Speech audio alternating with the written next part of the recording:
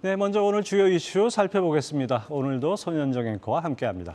안녕하십니까? 안녕하세요. 오늘 어떤 이슈 가져오셨습니까? 네, 윈터 이즈 커밍으로 힘들었던 반도체 기억하시죠? 그 이후 봄이 온 적이 없었던 것 같은데 또 혹한 반도체 겨울이 다가온다라고 경고하고 있어서 한번 살펴봤습니다. 네, 월가에서도 지금 반도체 경기 침체 두려움을 경고하고 있던데요. 네, 맞습니다. 경기 침체가 이 반도체 수요 감소로 이어지고 있을 거란 이 우려가 현실이 되고 있는 건데요. 이 칩 수요 둔화가 확대되면서 이 필라델피아 반도체 지수가 하락 추세입니다. 나스닥 지수가 한 달간 12% 빠질 때요. 이 필라델피아 반도체 지수는 20% 가까이 급락을 했는데요. 엔비디아 같은 경우에는 그 종목이 더 올해 최저치를 기록하기도 했습니다. 블룸버그에 따르면 이제 기술주들이 명백한 두려움에 휩싸여 있다라고 헤드라인을 적기도 했는데요. 이러한 우려를 가중시키는 요인은 바이든 정부의 중국 억제 정책과 또 연준의 공격적인 금리 인상을 꼽을 수 있겠습니다. 네, 실제 메모리 반도체 가격이 계속 하락하고 있죠. 네, 지금 3분기 낸드 플래시의 메모리 반도체 가격은 2분기보다 최대 18% 하락할 수 있다는 전망이 나왔는데요. 타이완 시장 조사 업체인 트렌드포스는 내년 가격에 대해서 7월 달만 해도 원래 8에서 13% 감소할 것으로 판단을 했었는데 8월에 수정된 전망에서는 최대 18% 감소까지 보고 있습니다.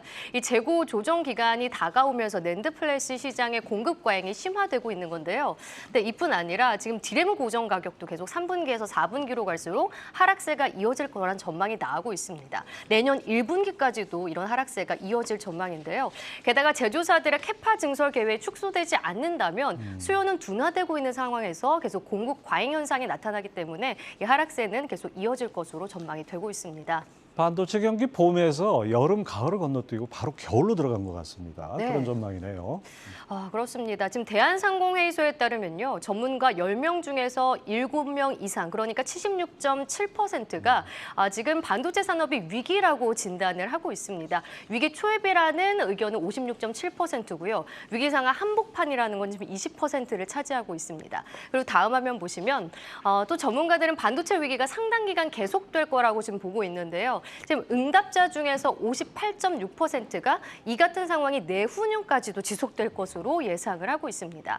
거시적인 환경을 봤을 때 미국과 중국의 기술 패권 경쟁 심화 같은 위험 요소가 동시다발적으로 일어나고 있기 때문에 이 불확실성이 가중하고 있다고 판단을 했습니다. 위기 상황이 2년까지 지속된다면 상당히 걱정스러운데요. 거기다 또 미중 갈등의 불똥이 우리한테도 튀고 있지 않습니까? 네. 미국이 중국의 반도체 규제 수위도 강화하고 있다고 하는데요. 네, 그러니까 미국 정부가 이 중국에 대한 반도체 규제 수위를 한층 더 높이기로 했는데요. 이 로이터 통신에 따르면 지금 오는 10월부터 미국 상무부의 허가 없이 14나노 이하 공정의 반도체를 제조하는 중국 기업에 대한 이 장비 수출이 금지하게 됩니다. 지금 보시면 확인할 수가 있는데요. 당초 수출 통제 기준이 보다 정밀한 원래 10나노 반도체 수준이었는데 이제 14나노까지 확대를 한 건데요. 이에 이 중국의 반도체 생산 기지가 있는 국내 업체들도 촉각을 곤두세우고 있습니다.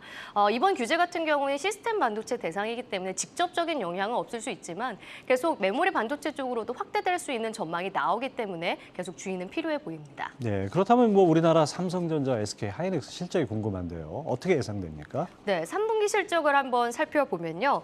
역시나 좀 부진할 거란 전망이 계속 나오고 있는데요. 지금 조정이 되고 있는 게 하향 조정이 되고 있습니다. FM 가이드에 따르면요. 삼성전자가 3분기 영업이익의 예상치는 13조 4,961억 원으로 전년 동기 대비해서 14.68% 빠질 것으로 전망을 하고 있고요. SK 하이닉스 같은 경우 2조 9,865억 원으로 28%나 급감할 것으로 예상을 하고 있습니다.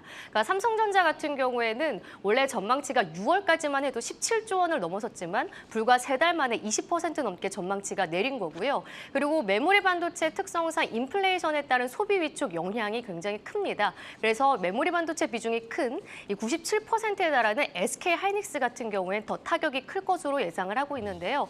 지금 일각에서는 지금 2조 원도 안 될 것이다라고 전망하는 바도 있습니다. 따라서 계속해서 실적은 유의해서 살펴봐야 될 것 같습니다. 네. 자, 이렇다면 뭐 삼성전자가 글로벌 반도체 1위 자리를 아무래도 TSMC에 내줘야 되는 거 아닌가 생각이 됩니다. 네, 지금 그런 우려들이 계속 커지고 있는 상황인데요. 지금 보시면은 TSMC가 파운드리 업계에서는 단연 1위이지만 메모리까지 합친 전체 반도체를 봤을 땐 사실 삼성전자가 굳건히 1위를 지키고 있지 않았습니까?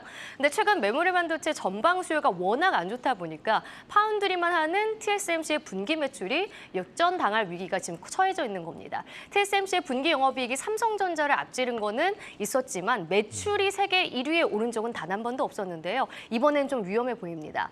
RC 인사이츠가 전망한 반도체 지금 탑3의 회사의 3분기 매출을 보면요. 지금 TSMC 같은 경우에는 지금 202억 달러가 예상이 되고 있고요. 그리고 삼성전자는 182억 9천만 달러가 예상이 되고 있습니다. 그러니까 계속 1, 2위가 엎치락 뒤치락 하고 있는 상황인데요.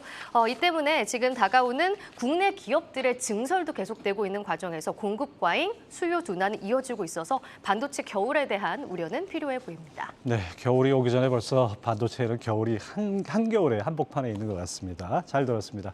손현정 앵커 함께했습니다. 감사합니다.